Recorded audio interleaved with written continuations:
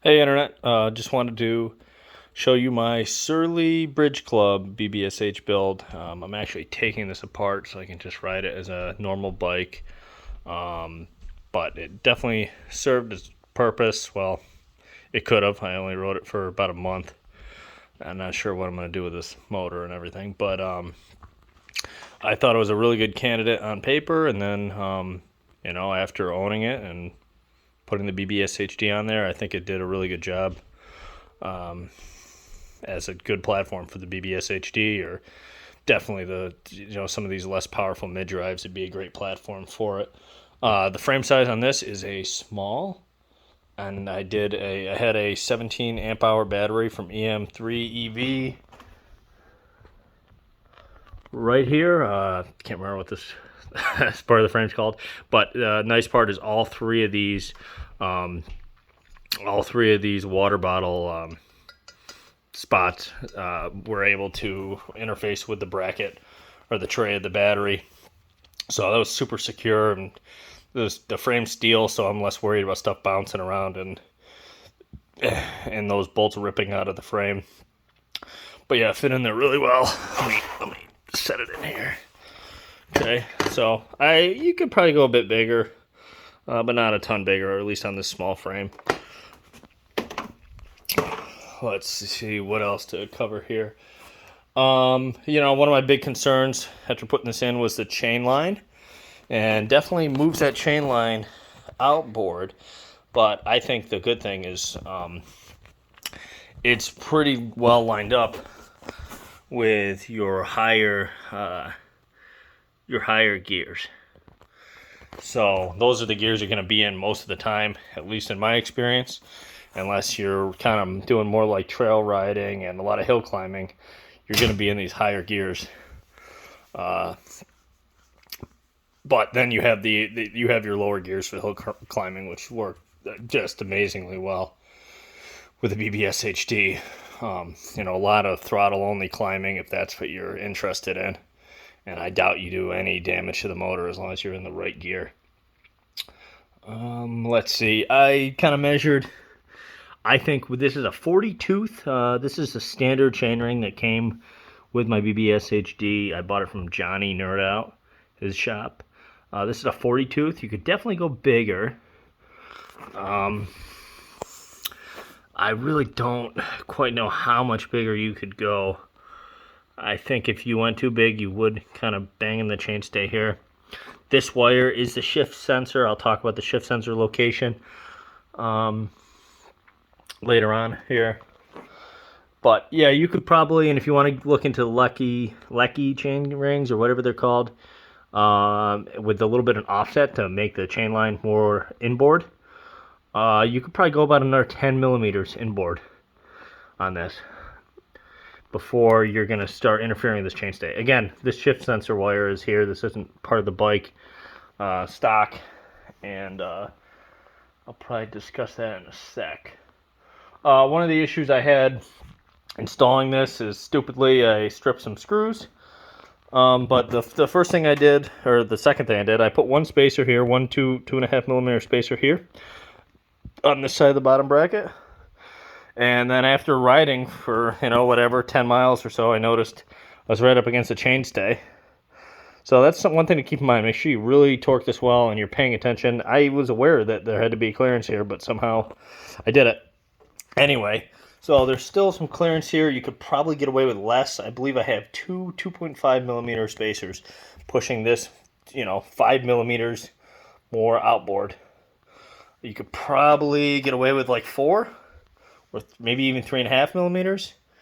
But you can see there's a little gap there. Actually, not all that little. It's a pretty decent sized gap.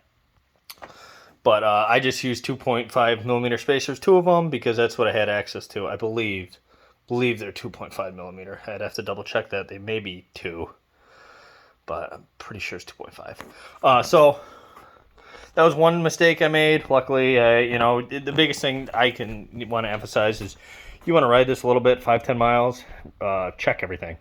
Probably every 5-10 miles you ride, every time you go out for a ride, maybe for the first week, just double check things. Make sure your torque's good. Make sure this motor, there's no play in this motor in the bottom bracket, because that's going to wreak havoc over the long run.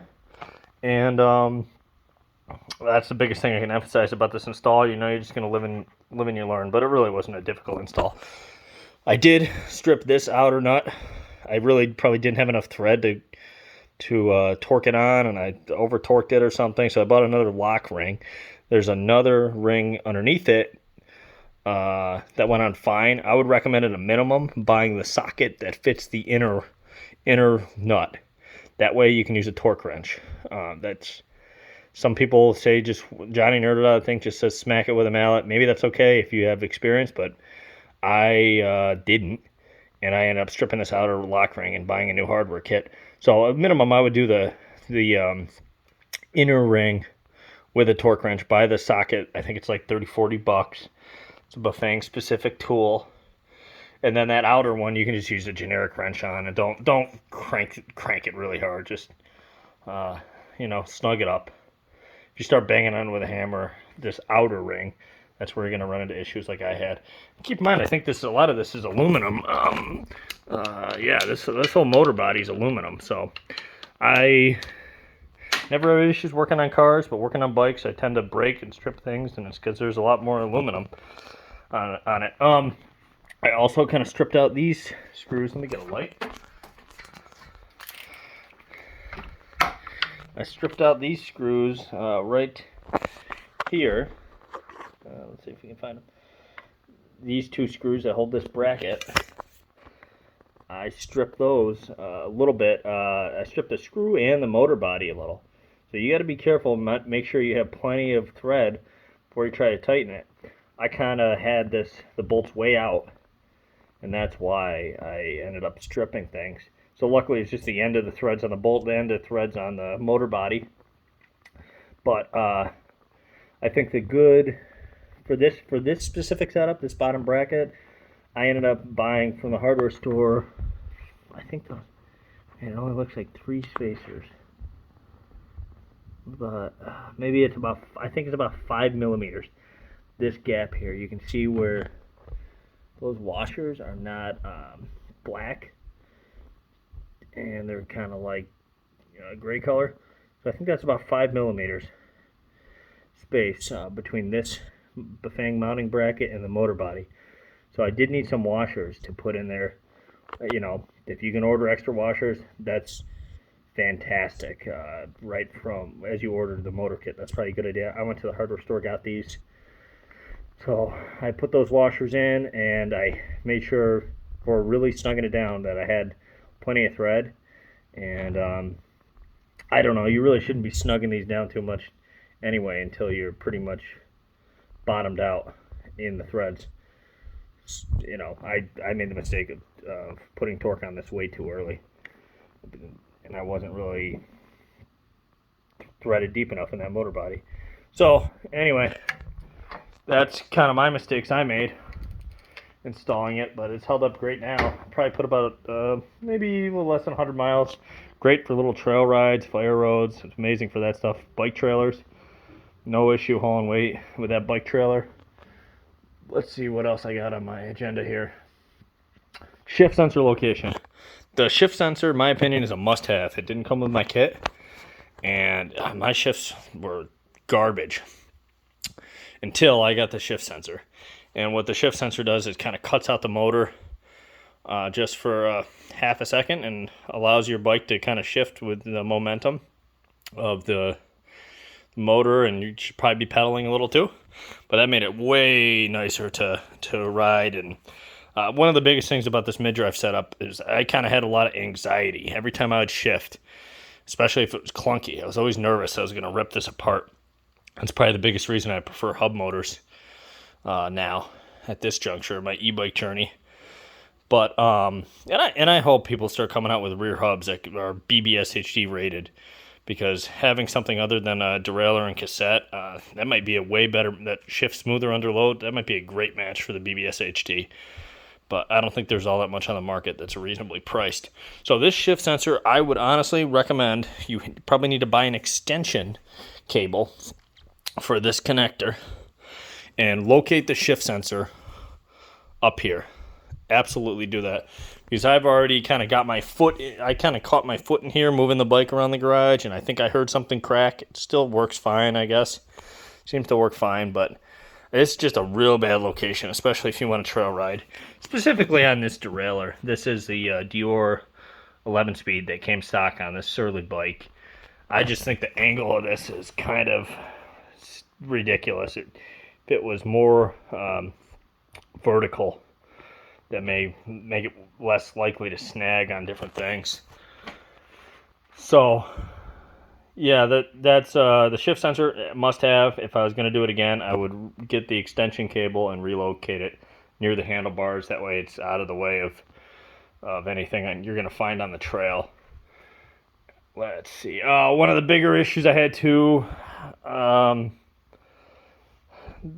I honestly, if I was going to do a BBSHD build from scratch again, I probably would try to pick a bike, or maybe even convert a bike to cable shift, or try to source decent hydraulic levers with the shift sensor.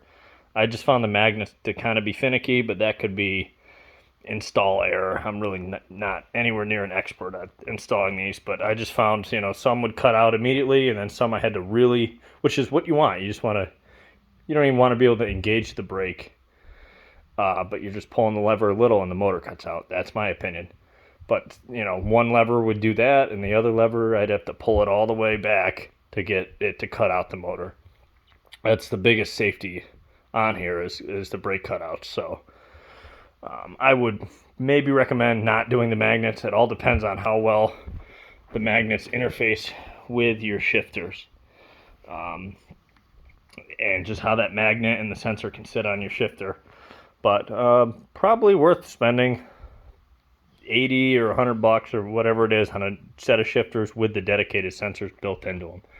I think that'd be a really nice feature building from scratch. Let's see. The biggest con of this setup is I just felt like the BBSHD was constantly outrunning my cadence. So I really wasn't helping the bike much in terms of range or getting a great workout, because that motor spins fast and it wants to spin fast. But this setup, 40 tooth in the front, I believe it's 11 on the rear, 30 miles an hour easily. You could get this to pretty much go as fast as any e-bike with a mid-drive can go. The limitation here is how big of a chainring can you fit without bringing this motor way out with spacers. But yeah, 40 miles an hour I think is definitely achievable with this setup with a different front chainring. I did 30. I think anything over 30 on a bike or e-bike is kind of reckless to yourself. But to each their own. Just my personal preference is being able to cruise a low 20 miles an hour. And this setup does that, but I'm really not able to pedal and get a good workout while it's doing that at those speeds. And if I was going to build this from scratch, maybe I wouldn't do a Dior 11 speed. I don't think you need any more than a 40 tooth in the back to do serious hill climbing. And this is just kind of too nice of a drivetrain to wear down and beat up with the BBSHD and all the torque that's going to be involved with that motor. I'd probably rather prefer 8 or 7 or 8 or 9 speed. And that way the maintenance is going to be replacing the cassette, maybe the freewheel hub, stuff like that. It's much cheaper, much readily available at bike shops.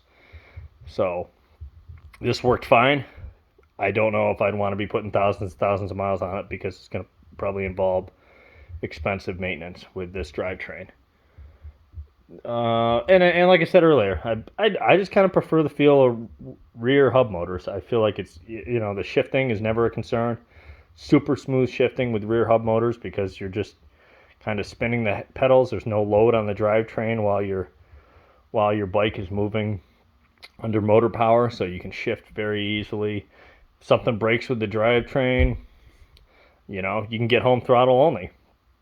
With this setup, I was just kind of anxious riding it. I never went that far from home, but if I did, I'd be worried that something would break. I don't think it's likely, as long as you have a decent setup. but it just kind of worried me. Like if something happened to that rear derailleur, I'm done. I'm walking the bike home. That's the biggest con to me with a homemade BBSHD mid-drive system is it's kind of I had anxiety every time I'd shift. Now, a lot of that was remedied with the shift sensor. That shift sensor for $20 or whatever it is, must have for this build. Let's see what else. Yeah, and I don't like the cadence sensor. Cadence sensor, and this bike is outrunning me at 20 miles an hour. If you could find, I know there's one product that is less powerful, but it's mid-drive torque sensing. I think that's the ultimate setup. And you don't need 1300 watts. Is it fun? Yeah, it's fun. It'll get you places fast, but you could easily get into the 20 miles an hour with the torque sensing mid-drive that puts out half the wattage of this. And it'd probably be a better pedaling experience where you can, if you're coming from cycling, you probably are, if you're looking into a Surly bike as a build. By the way, building it yourself is not as cheap as buying a rear hub motor bike, not even close. But apparently these bikes are kind of on sale right now, maybe $1,100, $1,200 versus $1,500, $1,600 that they were a year ago when I bought it. But yeah, if you really want mid-drive, this is a good place to start. Mid-drive DIY build. But maybe consider I know there's at least one Chinese mid-drive that is torque sensing. If you're really into cycling and you want a bit of a workout, that may be a better motor than the BBSHD. So, but yeah, pros, top speed is not an issue with this setup or probably most mid-drives. And like I said, I don't want to go faster than 30 miles an hour, so that 40 tooth, that's perfect for me. Excellent hill climbing and steel bike, but still didn't weigh too crazy. I'm not sure the exact weight now because I took everything apart, but I would estimate well under 70 pounds, probably closer to 60. Maybe even less. I'd have to weigh it at some point. Maybe I'll put it in the description. But yeah, for a steel bike, this was super light. I felt very confident riding on the frame and doing whatever I needed to do off-road, that this frame was going to be fine. So yeah, that's my build. Let me know if you have any questions. This is kind of one-take video, so I apologize that it's not that organized, but hopefully there's some valuable information for people looking to do a similar build to this. Thanks.